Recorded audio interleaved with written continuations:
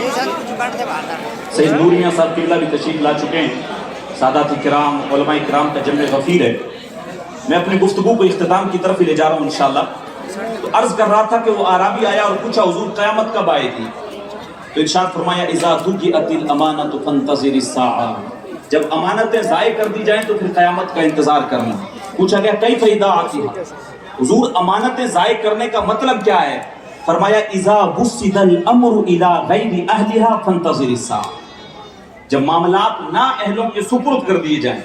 तो फिर क़यामत का इंतजार करना। एक हुजूर अलैहिस्सलातु वस्सलाम की हदीस और है जिसमें मेरे हुजूर ने किताबुल इल्म की बुखारी शरीफ की हदीस है जिसमें मेरे हुजूर ने इरशाद फरमाया कुर्बे क़यामत एक वक्त ऐसा आएगा कि अल्लाह तबारक व तआला इल्म उठा लेगा। इन्नल्लाह यक़बिदुल इल्म इंतिज़ाअन यंतज़िउहु मिनल इबाद। अल्लाह तबारक व तआला के हबीब अलैहिस्सलातु वस्सलाम इरशाद फरमाते हैं कुर्बे क़यामत एक वक्त ऐसा आएगा कि अल्लाह तबारक व तआला जो है वो इल्म को उठा लेगा। और फिर इरशाद फरमाया इल्म उठाने से मुराद ये नहीं है कि लोगों के सीनों से इल्म को छीन लिया जाएगा, ला, बल्कि इरशाद फरमाया इल्म उठाने से मुराद ये है हत्ता लम युबकी आलिमन, यहाँ तक कि रूए जमीन पे कोई आलिम बाकी नहीं रहेगा। फिर क्या होगा? इत्तखज़न्नास रुऊसन जुहला, फिर लोग क्या करेंगे? जाहिलों को पकड़ेंगे और अपना अमीर बना लेंगे। ना अहलों को पकड़ के लोग जो हैं वो मसनदों पे बिठा देंगे, और फिर मसनदें जब अहल से खाली हो जाएंगी ना अहलों को उस पे बिठा दिया जाएगा। अब लोग आएंगे, अब लोग उनके पास आएंगे फसोइलू फफ्तऊ बिगैरि इल्मिन फअदल्लू अदल्लू। इरशाद फरमाया कि फिर लोग जब उनसे आके फतवे पूछेंगे तो ये बगैर इल्म के फतवे देंगे, खुद भी गुमराह होंगे, कौम को भी गुमराह करेंगे।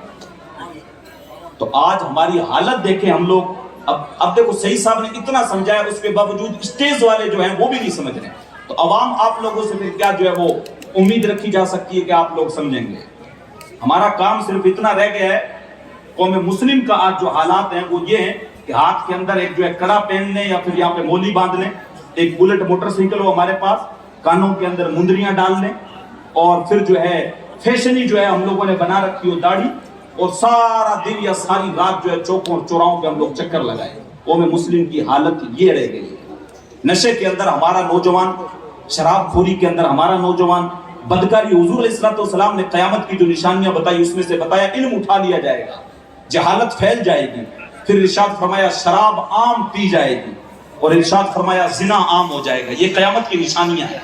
और ये धीरे धीरे करके सारी जाहिर होती चली जा रही है। लेकिन ना हमें फिर जैसे इमाम अहमद रजा खान फाजिल बरेलवी ने कहा था कि शर्म नबी खौफ खुदा ये भी नहीं वो भी नहीं, कुछ भी पल्ले नहीं रहा, हमारे सब कुछ लुट गया है। मैं जो है कमेटी वाले हजरात से गुजारिश करूंगा, ये जो सालाना आप 4-5 लाख रुपए जो आप इस जलसे पे लगा रहे हैं और इसका रिजल्ट जीरो आ रहा है, बिल्कुल कोई फायदा नहीं हो रहा। वो हर साल, पिछले साल भी मैं था, इस साल भी देख रहा हूं, इसका कोई रिजल्ट नजर नहीं आ रहा। आप मेरी बातें बुरी मान रहे तो कोई मुझे उससे दिक्कत नहीं है, लेकिन यह है कि आप इस पैसे को कौम की तालीम के लिए लगाएं। जब इससे कोई रिजल्ट नहीं आ रहा है तो फिर फायदा क्या है ऐसे जलसे करने से? जब लोगों से 1000-2000 घर घर जाके हम लोग चंदा करके इकट्ठा कर रहे हैं और ला के सालाना जलसा कर रहे हैं, कौम को खिला रहे हैं, इतने उलमा इकराम को बुला रहे हैं, सादात को बुला रहे हैं, और यहीं आके हमने जो है वो भुगदड़ मचाना है, यहीं पे आके शोर शराबा करना है, और पल्ले हमारे कुछ भी नहीं है, तो फिर फायदा क्या है इतने पैसे बर्बाद करने से? सही साहब किबला इतना शानदार मदरसा बनाने की कोशिश कर रहे हैं, उसके साथ आप इंग्लिश मीडियम का कोई सिस्टम शुरू करें और सालाना 4-5 लाख रुपए उसमें लगाएं, ताकि कौम के जो नौजवान नशे की लत में जा रहे हैं वो तालीम की तरफ आए और बेहतर उभर के आए, तो कौम का नाम रोशन करेंगे। मदरसों के अंदर अच्छे जब तालीम होगी तो फिर क्या होगा कि जो है कौम की रहनुमाई करेंगे, वरना क्या होगा? वही जैसे मैंने अभी हुजूर की हदीस पेश की कि 4 दिन कोई मदरसे में गया, हम लोगों ने क्या किया, उसको पगड़ी बांध दी, किरत की दस्तार दे दी, अब वो कारी है, अब वो कारी बन गया, अपनी मर्जी से जो कुछ चाह रहा है वो कर रहा है। और लोग जब उसको देख रहे हैं, बारहा ये चीज मैंने अर्ज की है कि हम लोग क्या करते हैं, अब आप जब बाजार के अंदर जाते हैं अगर कुछ खरीदने के लिए, आपने अगर मिठाई खरीदनी हो तो आपको पता है हनुमानगढ़ में कौन सी दुकान में सबसे बेहतर मिठाई मिलती है, आपको ये भी पता है मुझे अगर कपड़ा खरीदना है तो कौन से ब्रांड का सबसे अच्छा कपड़ा होगा, मुझे ये भी पता है कि जूता कौन सी कंपनी का सबसे अच्छा होता है, हमें सारी कुछ क्वालिटीज पता है। जब हम जूते पहनते हैं, कपड़े लेते हैं, दूध हम उससे लेते हैं जो पानी नहीं मिलाता है, ہم یہ سارے معاملات دیکھتے ہیں تو پھر اب جب دین ہم لوگ لے رہے ہیں تو اس میں ہم لوگ یہ کیوں نہیں جو ہے دیکھ رہے ہیں کہ جس سے علم ہم لوگ لے رہے ہیں وہ واقعی میں علم جانتا بھی ہے یا نہیں جانتا ہے،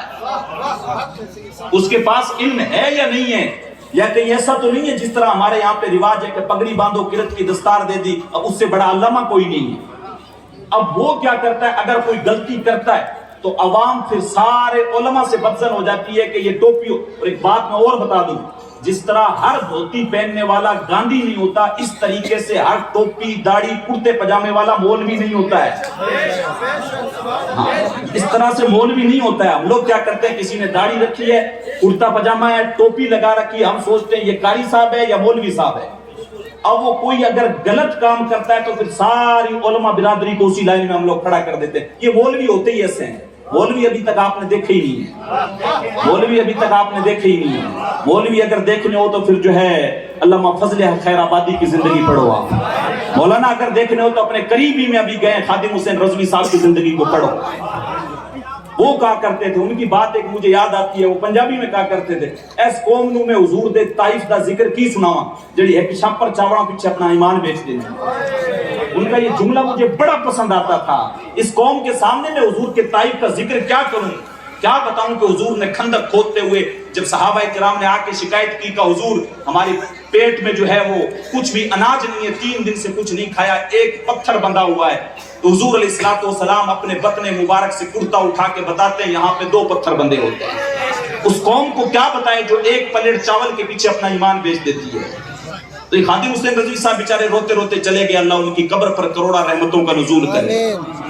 لیکن ہم لوگوں نے ٹس سے مس نہیں بتایا، ہم لوگوں کو کتنا ہی بتائے کہ صحابہ کرام حضور علیہ الصلوۃ والسلام کی بارگاہ میں آتے، حضرت اسامہ ابن زید رضی اللہ، صحابہ کا ادب کیا تھا حضور کی بارگاہ میں۔ علامہ ڈاکٹر اقبال کی روح سے فیض لے کے میں آپ کو بتاؤں، ان سے کسی نے پوچھا کہ حضور اگر آپ آسان لفظوں میں ہمیں ایمان بتا دیں، ایمان کی تعریف بتا دیں تو وہ کیا ہے، تو انہوں نے کہا تھا ایمان صرف 2 لفظوں کا نام ہے، جو ادب مصطفیٰ سے شروع ہوتا ہے، محبت مصطفیٰ پہ ختم ہوتا ہے، بس ایمان اس چیز کا نام ہے۔ اور وہ صحابہ نے کر کے ہمیں بتایا۔ حضرت اسامہ ابن زید کہتے ہیں کہ مجھے ایک مرتبہ کوئی حاجت پیش آئی تو میں رات میں حضور کی بارگاہ میں چلا گیا، میں نے دیکھا کہ دروازہ بند ہے تو میں نے مناسب نہیں سمجھا کہ دروازے پہ دستک دوں۔ صحابہ کا یہ معمول تھا جب کوئی زیادہ ضرورت پیش آتی، اشد ضرورت ہوتی تو دروازوں پہ دستک دے لیتے، اور دستک دینے کا بھی معمول یہ ہوتا تھا زور سے نہیں بجاتے تھے بلکہ جو ہے وہ انگلیوں کے پوروں سے جو ہے دروازے پہ دستک دیتے تھے، ورنہ دروازے کے ساتھ لگ کے بیٹھ جاتے تھے، حضور کو تو پتا تھا باہر کون بیٹھا ہے۔ یہ صحابہ نے عملاً کر کے بتایا۔ وہ ساگر صدیقی نے کہا تھا میں نے پلکوں سے در یار پہ دستک دی ہے، میں نے پلکوں سے در یار پہ دستک دی ہے، میں وہ سائل ہوں جسے کوئی صدا یاد نہیں۔ اس نے تو جو ہے وہ خالی شعر میں کہا تھا، لیکن صحابہ نے یہ معمول ہمیں کر کے دکھایا۔ حضرت اسامہ ابن زید کہتے ہیں کہ میں حضور کی بارگاہ میں گیا، جا کے بیٹھ گیا، حضور آئے، میں نے حاجت کہی تو حضور نے پوری کر دی۔ یہ آج کے مولوی جو کہتے ہیں کہ حضور سے نہیں مانگنا چاہیے، کسی ایم ایل اے سے یا کسی جو ہے مکھیہ منتری سے مانگ لینا چاہیے، یہ اس دور میں پیدا نہیں ہوئے تھے۔ صحابہ کرام کا عقیدہ دیکھیں، جب بھی ہمیں کوئی ضرورت پیش آتی در نبی پہ آ جاتے ہیں۔ حضرت اسامہ کہتے ہیں مجھے جو ضرورت تھی میں نے حضور کی بارگاہ میں پیش کی، وہ پوری ہو گئی، تو میں نے دیکھا کہ حضور نے کمبل اوڑھ رکھا ہے، چادر، اور دونوں طرف سے کچھ ابھار سا نظر آ رہا ہے، کوئی چیز حرکت کر رہی ہے۔ تو میں نے حضور سے پوچھا کہ حضور یہ کیا چیز ہے؟ کہ حضور نے مجھے بتایا نہیں بلکہ اپنی چادر ہی کھول دی۔ جب اپنی چادر کھولی تو ایک کندھے سے حضرت امام حسن لٹکے ہوئے تھے، دوسرے سے حضرت امام حسین لٹکے ہوئے۔ کہنے لگے اسامہ یہ میرے بیٹے ہیں، یہ میری بیٹی کے بیٹے ہیں، میں ان سے محبت کرتا ہوں، اور جو ان سے محبت کرے میں ان سے بھی محبت کرتا ہوں۔ تو صحابہ کرام نے ہمیں حضور کی بارگاہ میں یہ جو ہے وہ ادب سکھایا۔ مکی کی زندگی حضور کی پڑھ کے دیکھیں، طائف کا جو سفر ہے وہ پڑھ کے دیکھیں، بدماشوں نے پتھر مارے، نانا کیا کیا جو ہے وہ سزائیں دی۔ ہم لوگ کیا ہے، ہتھیلی کے اندر جس طریقے سے ہمیں پلیٹ کے اندر کوئی سجا کے حلوہ پیش کرتا ہے، اس طریقے سے ہمیں جو ہے وہ اسلام مل گیا۔ حضرت سلمان فارسی کی زندگی دیکھیں، کہاں کہاں پہ دھکے کھائے، کہتے ہیں مجوسی کا بیٹا تھا، کبھی کسی جو ہے وہ پادری کے پاس گیا، کبھی کسی کی خدمت کی، کبھی کسی کی خدمت کی، اخیر میں ایک سے کہنے لگا یار میں بڑا حق کی تلاش میں پھرا ہوں، ایسا کر مجھے جو ہے حق کی تلاش بتا، کوئی ایسا راستہ بتا جہاں پر جا کے میری تلاش ختم ہو جائے۔ اس نے کہا میں تجھے اور تو کسی کا پتہ نہیں بتاؤں گا، ہاں نبی آخر الزماں کے ظہور کے لمحے قریب آ گئے۔ نبی آخر الزمان کے ظہور کے لمحے قریب آ گئے ہیں، تو ایسا کر تو جو ہے وہ مکہ چلا جا۔ کہتے ہیں پہلے میں مکہ آیا لیکن حضور ہجرت کر کے مدینے چلے گئے تھے، وہ قافلے کے ساتھ ہے، لمبا واقعہ، پھر میں مدینے میں آیا تو ایک یہودی کے یہاں پہ خدمت کرنے لگا، لیکن دل کے اندر ہمیشہ وہی خیال رہتا تھا کہ کب وہ جو ہے نبی آخر الزمان تشریف لائیں۔ تو حضور اسی اسنا میں تھا، تو ایک دن مجھے خبر ملی کہ نبی آخر الزمان مکے سے جو ہے وہ تشریف لے آئے، ہوائیں بھی جو ہیں وہ گیت گانے لگ گئی، طلع البدر علینا کی صدائیں گونجنے لگ گئی۔ لوگوں نے کیا کچھ نہیں کیا، اپنی زندگی راستوں میں گزار دی، کہ کوئی جو ہے وہ چلتے چلتے جو ہے وہ پیاس کا شکار ہو گیا، کسی کی چمڑی خدا کی راہ میں ادھیڑ دی گئی، کسی کے سر پہ آرا رکھ کے پاؤں تلک چیر دیا گیا۔ وہ کیا کسی نے کہا تھا، کبھی عرش پر کبھی فرش پر، کبھی ان کے در کبھی در بدر، غم عاشقی تیرا شکریہ میں کہاں کہاں سے گزر گیا۔ حضرت سلمان فارسی کہتے ہیں کہ پھر مجھے ایک دن پتہ چلا، اچھا وہ راہب نے 3 نشانیاں بھی مجھے حضور کی، ہمیں تو کوئی جو ہے وہ محنت نہیں کرنی پڑی۔ پیدائش ہوئی، والد صاحب گئے مسجد سے سید صاحب کو، امام صاحب کو بلا لائے، انہوں نے کان میں آ کے کہا مبارک ہو تو حضور کا غلام بن کے آیا ہے۔ میں تو کہا کرتا ہوں شاہوں سے ملا ہے نہ مقدر سے ملا ہے، اللہ کا عرفان اسی در سے ملا ہے، اوروں کو جو ملا ہے وہ مقدر سے ملا ہے، یا رسول اللہ ہم کو تو مقدر بھی تیرے در سے ملا ہے، ہمیں تو سارا کچھ حضور کی چوکھٹ سے ملا ہے، لیکن آج امت حضور کے در کو چھوڑ کے جگہ جگہ پہ ذلیل ہو رہی ہے۔ عزت ہم نے کہیں نہیں پانی ہے۔ حضرت عمر کا قول میں وہ نہیں بھول تھا جو لاسٹ میں نے شعر پڑھا تھا، اس کی تشریح بیان کرتا ہے، کرے سوار اونٹ پر اپنے غلام کو، پیدل ہی خود چلے وہ آقا تلاش کر۔ جب بیت المقدس کی چابیاں آپ کو سونپی گئی، جب واپس آ رہے تھے راستے میں ایک جگہ پہ ابو عبیدہ ابن جراح کو سائیڈ میں لے جاتے ہیں، ان کی باہوں میں باہیں ڈالتے ہیں اور رونے لگ جاتے ہیں۔ حضرت ابو عبیدہ ابن جراح کہتے ہیں حضور رونے والا تو مسئلہ نہیں ہے، اللہ نے تو بیت المقدس فتح کروا دیا ہے، آپ رو رہے ہیں؟ کہا نہیں، میرا رونے کا جو ہے سبب کچھ اور ہے، مجھے اپنا بچپن یاد آ گیا، میں یہاں پر بچپن میں اونٹ چرایا کرتا تھا، ایک دن میں اونٹ چرا رہا تھا، ساتھ میں کھیل رہا تھا، میرا باپ خطاب جو ہے یہاں پہ آیا،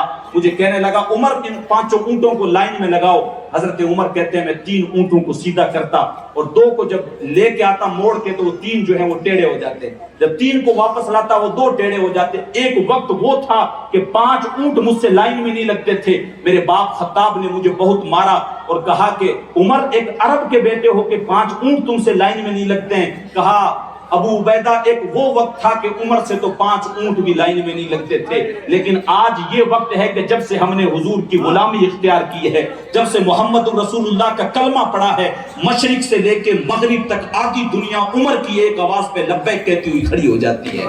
یہ محمد عربی کے جوڑوں کا صدقہ نہیں ہے تو اور کیا ہے۔ حضرت عمر کے الفاظ ہیں، خود ارشاد فرمایا کہ ہم بڑے ذلیل لوگ تھے، بتوں کو پوجا کرتے تھے، شراب پیا کرتے تھے، لیکن اللہ نے ہمارے اندر محمد عربی کو بھیجا، ہم نے جب سے ان کی غلامی اختیار کی اللہ نے ہمیں بلندیاں عطا کر دی۔ آخری جو ان کے کلمات تھے، کہنے لگے ابو عبیدہ اللہ نے ہمیں جو عزتیں دی ہیں وہ حضور کے قدموں کے صدقے سے دی ہیں، اگر اس امت نے حضور کے علاوہ کہیں پہ عزت تلاش کرنے کی کوشش کی تو اللہ ان کو ذلیل کر دے گا۔ اور آج ہم لوگ جو ذلیل ہو رہے ہیں وہ وجہ یہی ہے کہ ہم نے حضور کے طریقہ کار کو چھوڑ دیا ہے، حضور کے دامن سے ہم دور ہو گئے ہیں، ہم نے جو ہے وہ سارا کچھ، وہ کسی شاعر نے کہا تھا چھوڑ کے آپ کا دامن رحمت آقا ہم سے بھول ہوئی، کھو دی اپنی قدر و قیمت آقا ہم سے بھول ہوئی، دیکھ ہماری آنکھ مچولی اپنے سینے اپنی گولی، بھول گئے ہم در سے اخوت آقا ہم سے بھول ہوئی۔ اور یا رسول اللہ ساری دنیا کے ٹھکرائے ہوئے ہیں، تیری محفل میں آئے ہوئے ہیں، کھول دے اپنا باب رحمت آقا ہم سے بھول ہوئی ہے۔ امت کے حالات اگر بدل سکتے ہیں تو وہ حضور کی چوکھٹ پہ آنے کے بعد بدل سکتے ہیں، ورنہ چاہے ہم منسٹر بن جائیں، چاہے کلیکٹر بن جائیں، کسی بھی بڑے عہدے پہ آ جائیں، اگر حضور کا دامن صحیح معنوں میں ہمارے ہاتھ میں نہیں ہے تو اللہ تبارک و تعالیٰ نے ہمیں بلندیاں نہیں